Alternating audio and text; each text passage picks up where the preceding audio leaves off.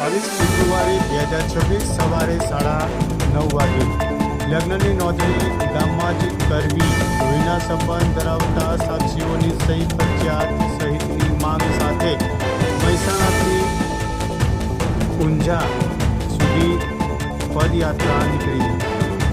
ભાગેડુ પ્રેમ લગ્નો કારણે પરિવારમાં સર્જાતી સમસ્યાના રોકવા માટે મહેસાણાથી ઊંઝા સુધી એક ભવ્ય પદયાત્રાનું આયોજન કરવામાં આવ્યું છે. પાટીદાર સેના અને સર્વ સમાજના આગેવાનો દ્વારા આયોજિત આ પદયાત્રામાં મોટી સંખ્યામાં લોકો જોડાયા હતા. આ યાત્રાનું મુખ્ય ઉદ્દેશ લગ્ન અંગેના વર્તમાન કાયદામાં રહેલી છટકબારીઓ દૂર કરી તેને વધુ મજબૂત અને કડક બનાવવાની સરકાર પાસે માંગ કરવાની છે.